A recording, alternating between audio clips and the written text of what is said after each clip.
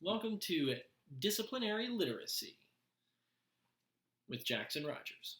So far, we've talked about the roles that literacy plays in young people's lives. We've also talked about the different characteristics of learners and how those might affect the practice and proficiency of literacy in a classroom. In this fourth installment of the series, I would like to now turn to things that I would implement in my own classroom.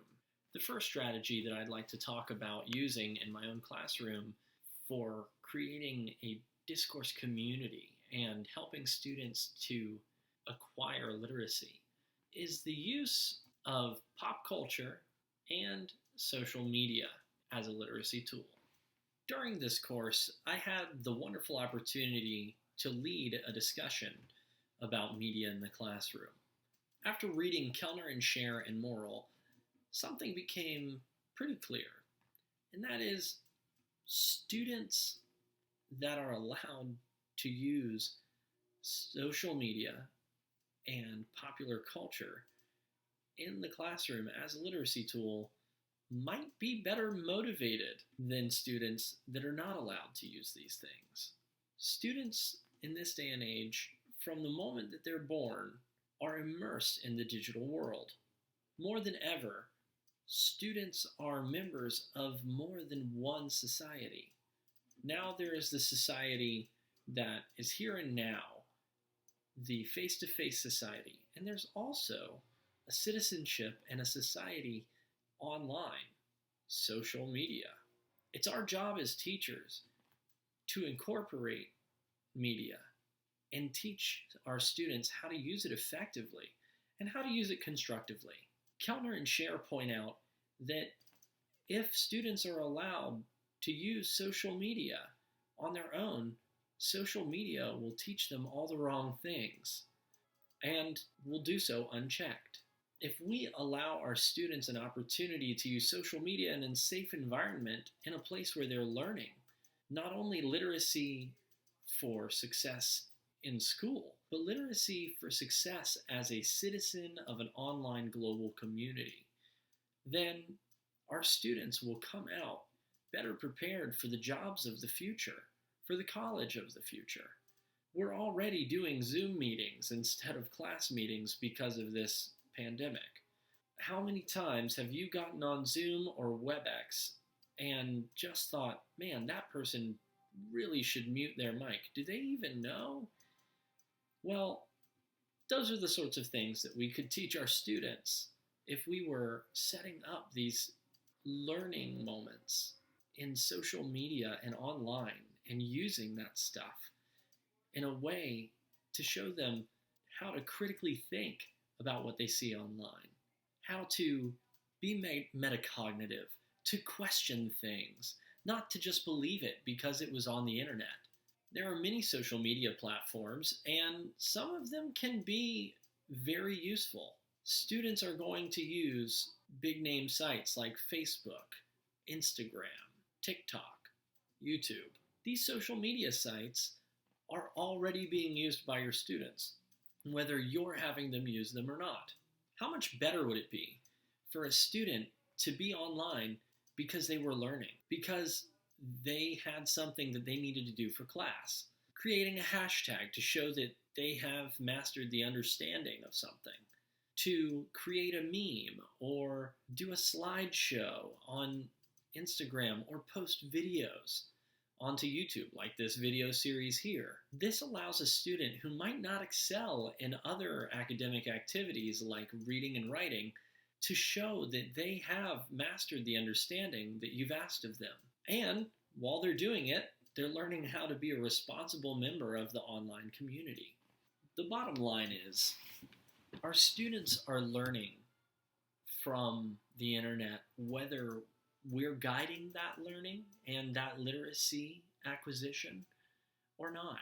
Kellner and Scher do a good job of talking about what critical media literacy is and showing our students how to navigate this complex world that is all constructed, and also teach them that generally there's a motivation behind that construction, whether it be money, or power. Though this is also true in a lot of cases just in the normal world without the internet, it is absolutely true online. So, whether or not we use it, students are. I know for me, I will definitely be using social media and online tools to help build my students' literacy in a way that's constructive, in a way that helps them not to be duped into believing lies. Popular culture can be used in some similar ways in the classroom to build literacy in students. There's a whole discourse that comes with popular culture. Knowing whatever the new thing is, knowing what the next movie to come out is, that new show that everyone's watching. These are things that students live and breathe. I can't tell you how many times I have been at the summer camp that I counsel at, and I ask them, "Oh, is this still the dance move?" And they laugh and they're like, "Wow, you're so old," because that was the dance move that they showed me last year. Trends come and go. Popular culture is this amazing discourse community that is popular. Everyone knows something about it. So why not use that powerful connection that the students have to popular culture for the benefit of their disciplinary literacy acquisition? In the last episode of this series, I discussed the role of motivation in students' lives. Sometimes it's really hard to motivate a student. Sometimes we can model motivation and it will not do anything. We have to find connections into our students' lives, meaningful connections that they want to buy into. And popular culture, as Morrell suggests, is a wonderful way to do that.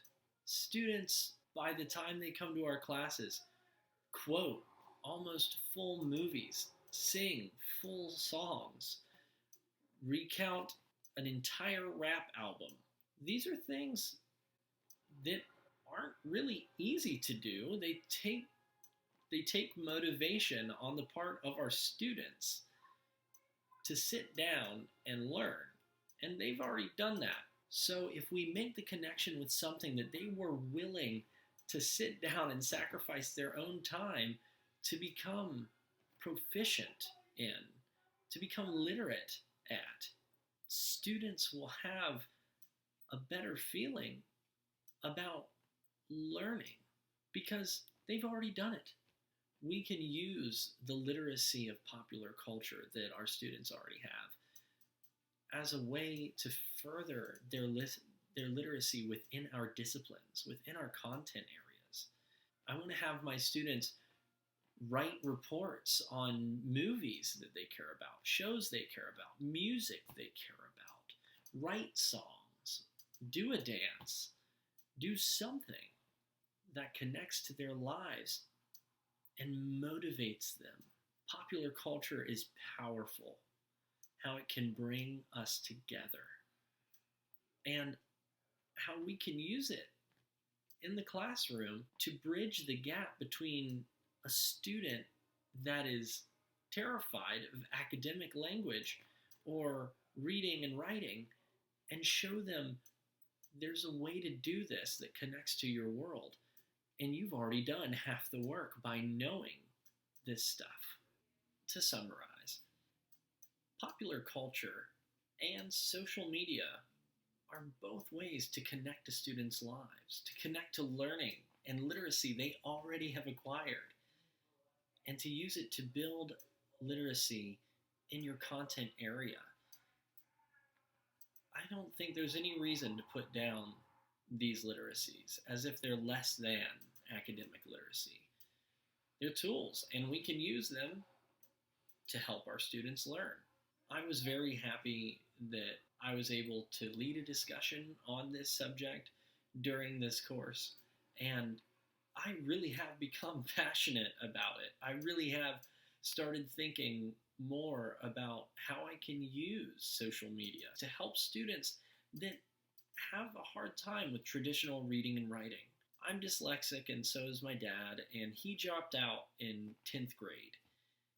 It's a passion of mine to find ways to help students that struggle with reading, that struggle with language, to express their understanding in different ways.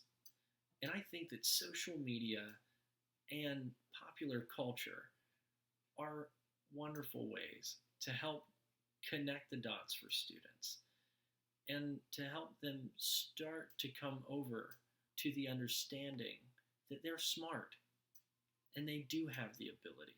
All of our students have a chance, and I mean to give my students the best chance that they can have. That's going to do it for this episode. My next episode will conclude this series. Until next time, thanks for stopping by.